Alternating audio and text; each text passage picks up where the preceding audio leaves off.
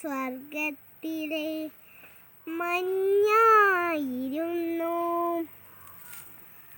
കാരണവന്മാരുടെ പ്രാർത്ഥനയിലലിഞ്ഞ് അത് ഉറവകളുടെ സൂര്യകാന്തിയായി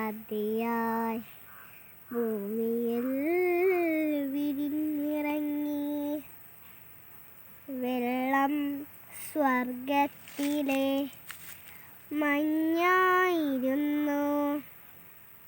കാരണവന്മാരുടെ പ്രാർത്ഥനയിലലിഞ്ഞ് അത് ഉറവകളുടെ സൂര്യകാന്തിയായി ഭൂമിയിൽ വിരിഞ്ഞിറങ്ങി.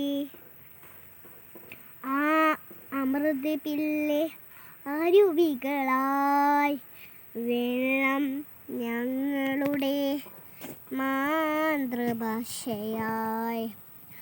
അതിലൂടെ വെളിവും വിളവും നേടി ഞങ്ങൾ തലമുറകളോടും സംസാരിച്ചു.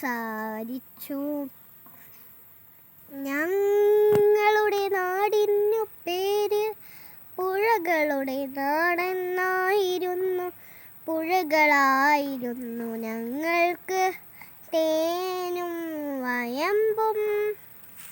അവയായിരുന്നു മുലപ്പാൽ പുള്ള തൊട്ടിൽ താരാട്ട്. കുട്ടിക്കാലത്ത് പുഴകളുടെ പേരുകളൊഴിവിട്ടു ഞങ്ങൾ പേടിയും ദീനവും മാറ്റി. മുതിർന്നപ്പോൾ പുഴകൾ ഞങ്ങളുടെ ഉച്ഛ്വാസത്തിനും വാത്സല്യത്തിൻ്റെ ഈർപ്പം പകർന്നു. ഞങ്ങളുടെ ശബ്ദം വെള്ളച്ചാട്ടങ്ങളുടേതായിരുന്നു. ഞങ്ങളുടെ ധമനികൾ അറിയപ്പെട്ടത് പേരാറെന്നും പെരിയാറെന്നുമായിരുന്നു. നാടികൾ പമ്പയെന്നും കബനിയെന്നും. വെള്ളം സ്വർഗത്തിലെ മഞ്ഞായിരുന്നു.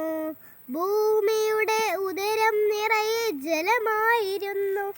1000 വസന്തങ്ങൾക്കുള്ള വിത്തുകൾ അതിലൊഴുകി നടന്നു. വേരുകൾ നീരിനെ ഇക്കിളി കൂട്ടി അതിലെ കണിക്കൊന്നയും ഓണപ്പൂക്കളവും പാതിര നിലാവുമാക്കി. ഞങ്ങളുടെ കവികളെ ലഹരി പിടിപ്പിച്ചു. വെള്ളം സ്വർഗത്തിലെ മഞ്ഞായിരുന്നു.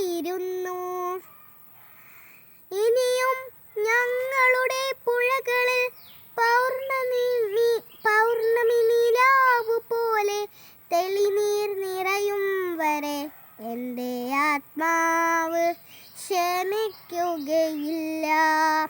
നീർച്ചാട്ടങ്ങളുടെ കടും തൊടികൾ കാടുകളെ വീണ്ടും വിളിച്ചുണർത്തും വരെ എൻ്റെ ആത്മാവ് ക്ഷമിക്കുകയില്ല. എൻ്റെ ആത്മാവ് ക്ഷമിക്കുകയില്ല. നന്ദി.